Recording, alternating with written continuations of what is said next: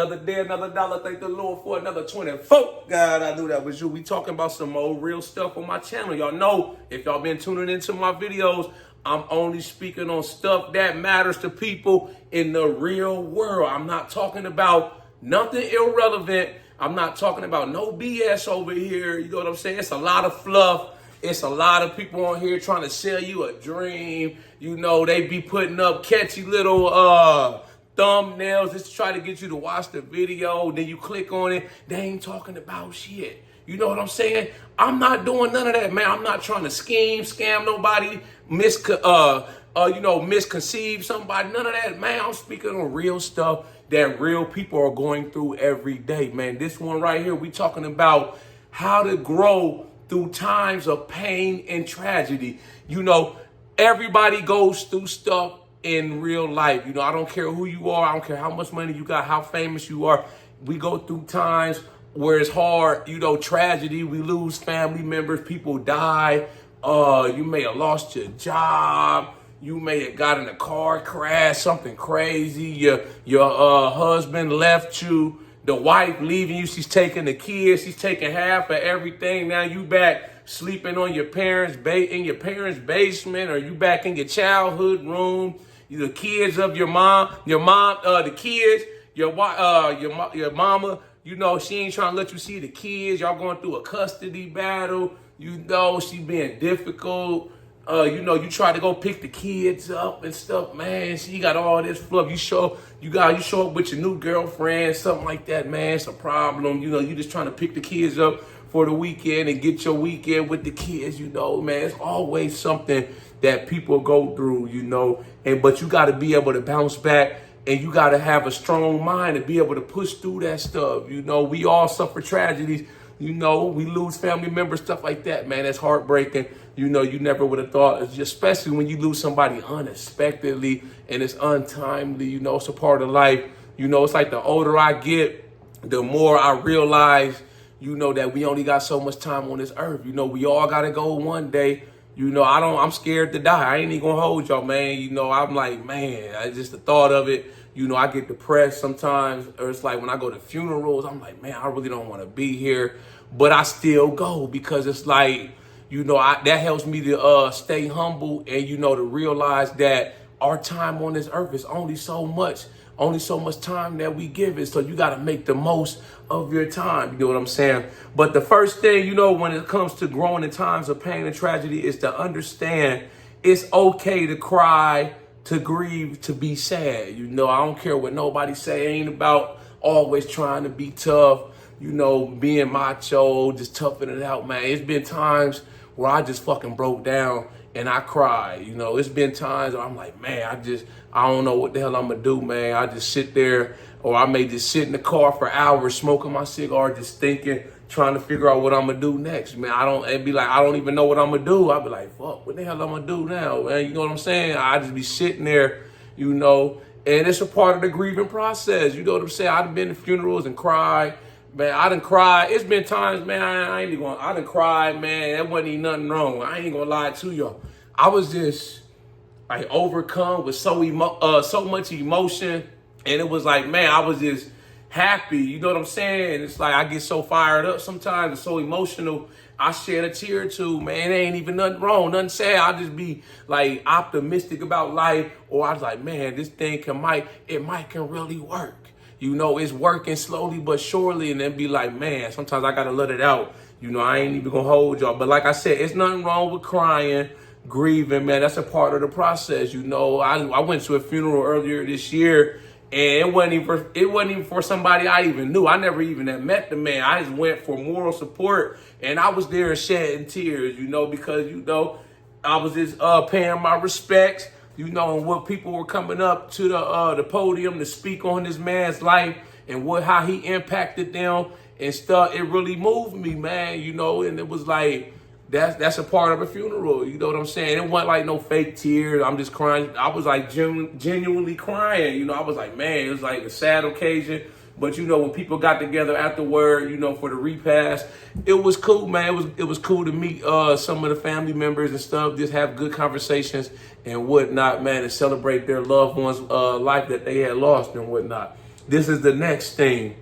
Understand that coping with pain and tragedy through obsessive activities such as drinking, drugs, stuff like that, it's never no good. It just leads you right back to the pain. You going through some shit right now, man. You start picking that bottle up every day, man. You start tapping that alcohol, or you start abusing drugs, stuff like that, man. It just leads you down a path of destruction. You got to be able to fight your inner demons through a more positive outlet. You know what I'm saying? I seen coworkers, man. It's like they just spiral out of control. It's like, I don't know what they be going through, but I remember I had one, man, good coworker, man. He ended up committing suicide. And it was like, man, he stopped coming to work. It was like he was drinking every day. I'm talking about, he had a lot going on. I don't know. But like when we worked together though, because I work in a prison, right? And we both worked night shift, and he worked on the unit across the hall from me. So we had to count together throughout the night, and we just be sitting there talking about life, just different stuff. And he was always a good dude. We always had some great conversations, man. We had got up a couple times outside of work and just grabbed some drinks, whatnot, man. I remember one time he had set this date, a double date up, man. I'll never forget this. I don't know how he pulled it off, but he had set this double date up, man, with two co-workers, and they was twin sisters, man. He set it up, and we ended up going out to Kickback Jack, getting drinks and food, man. I was like, boy, you a smooth player, man. I don't know how he wanted me to be like the second or his wingman and stuff. I'm like, shit, I ain't finna turn down no situation like that, man. They was both attractive. I'm like, shit, let's do it and whatnot. But it got to the point, like I said, he had a lot going on. He just started drinking every day. Then it got to the point where he just stopped showing up to work. Nobody had heard or seen from him in weeks. I think a couple of our other co-workers, they tried to stop by his house and check in on him. And they said he got there, he opened the door. He was like, man, y'all boys better get the hell up out of here. It was like that type of time.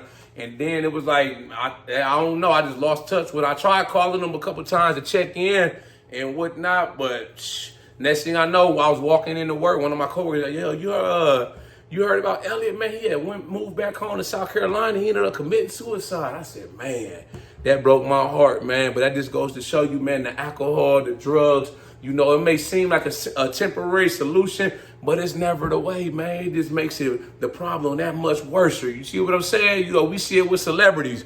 Man, they going through so much, man. They start taking drugs, drinking hard crack, pills, stuff like that. They end up dying, man, or just spiraling out of control. I'm not saying not to drink, but you got to know your limits, and you got to know when to cut that shit off. You know what I'm saying? This is the next thing. You got to get back to the basics. When you're going through stuff, try your best. I'm not saying take your time.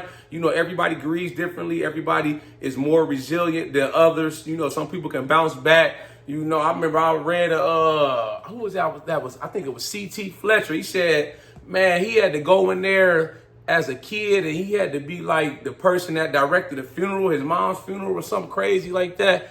And it was like he had to be strong for everybody. You know what I'm saying? So, but like I said, you got to try to get back to the basics. You may not feel like eating. You may not, you may just want to sleep all day, man. You may not even want to come out the house, but try to do something. For me, it's the gym. That's my solution. I've been lifting weights 22 years. I've been involved in working out and fitness, for most of my life. So it's like when I go through stuff, or I'm not feeling my best, I'm feeling down, I know I can always look forward to that gym. I can go hit them weights, and I can take out my frustration. It's been times where I done lifted weights, sad, depressed. Man, I'm like, man, I don't know what the hell I'm gonna do. I got in a damn effed up situation. I remember getting rejected by a girl, something crazy. I'm like, man, I'm just gonna go live through it. I'm gonna live through the pain. You know what I'm saying? Just keep going. You know what I'm saying?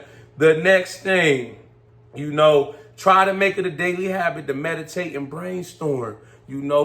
Try to, channel them thoughts into something positive. Me, I'm always, always got a million thoughts racing through my head, and a lot of them are good, a lot of them are productive. When I'm going through stuff, I'm always trying to strategize, trying to plot, come up with a way to make it out, man, to better myself, better my situation, make a positive impact in here, man. I can always count on my thoughts, so I try to channel, when I'm going through bad times or a period of pain, I try to channel my thoughts into something optimistic. I'm like this, man, I'm still alive, I may not be in the best situation mentally or the best headspace right now, but I'm not in a jail cell. I'm not in a hospital bed. I'm not in the grave. So, it's always an opportunity. You know what I'm saying?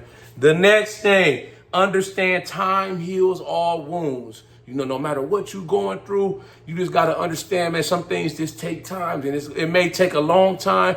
You may possibly always have some doubts or thoughts about it, but just know, man, I'm pretty sure y'all been through stuff. It gets better with time. You just got to give some things time, man. But you just got to be patient, and you just got to go through the process. It's like I look back on every situation I've been in my life that was bad, and it's like over time it kind of corrected itself, or it's like, it's things just smoothed out. When it was been times where man, I ain't know what the hell I was gonna do. I'm like, I done really done it now. I remember I got a DUI back in 2016 on New Year's Day, man. I went out on New Year's Eve partying. Man, I was like 10 minutes from my house, got bopped by the police, man, spent the night in jail, I'm like, damn, man, but it was a long process too, I'm talking about, I had to get the blow and go on my car for a year. I had to go to alcohol anonymous class.